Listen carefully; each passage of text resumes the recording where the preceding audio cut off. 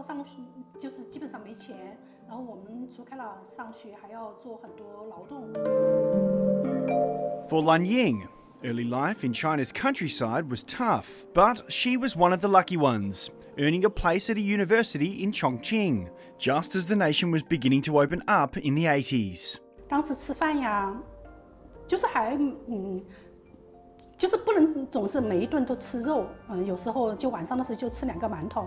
She now lives in Australia and credits the CCP's policies and development push for giving her the opportunity to study and find a career. 我家现在就是说高铁已经穿过我的家乡，然后呢，那公路已经修到我的家门口，然后我老家的房子就是因为后来我们都出国，就是离开了家乡哈，房子倒塌了之后，我妹妹又重新修建了，就2020年的时候重新修建。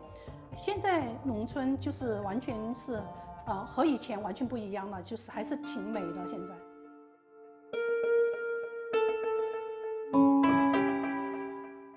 But not everyone has flourished during the CCP's rule.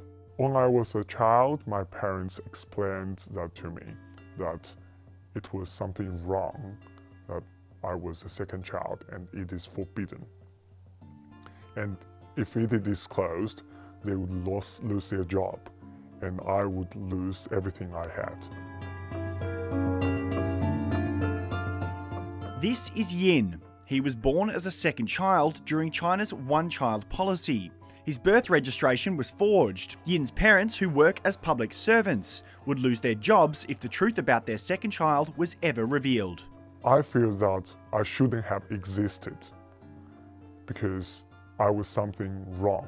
I was born and it was a wrongdoing that my parents committed.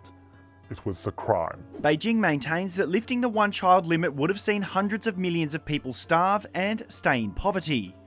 But for those it harmed, that perspective rings hollow. I think the one-child policy is a very cruel policy which forced people to go under abortion surgery or force them to separate with their family.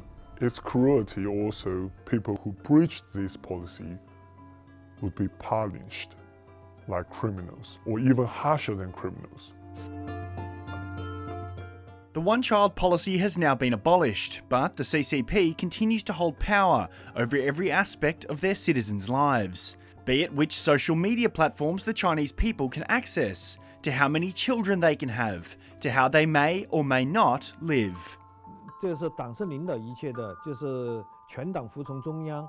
Zhang Tan was a director in the United Front Work Department's Religious Administration Bureau in the 1980s and 1990s. 就是三制的这些领袖啊，这些他和他们下边的这些没有关系，就和现在共产党的这个整个机制一样，他只看上面的脸色，他不看下边的这些民情。Xi Jinping is the General Secretary of the Communist Party. He leads its 90 million members. While we may know him as China's president, his role is more like that of North Korean leader Kim Jong-un than Scott Morrison. Because being leader of the party makes you leader of the nation by default, party and nation are inseparable in Communist China. Mr. Xi sits atop what's known as the Politburo Standing Committee, a circle of 7 men who effectively run the country. Each of these 7 men governs a critical Chinese portfolio that affects major policy. Below that is the National Congress, China's parliament, labelled by most in the West as nothing more than a rubber stamp. But what is clear is that all major policy decisions in China are made from the top down.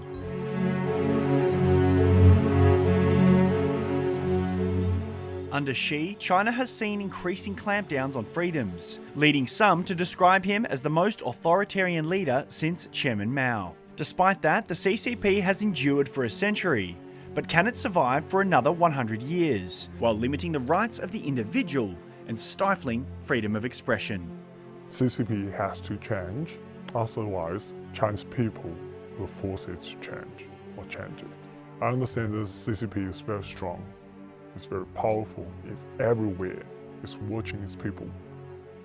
But people are creative, and they are more creative than how the CCP can imagine.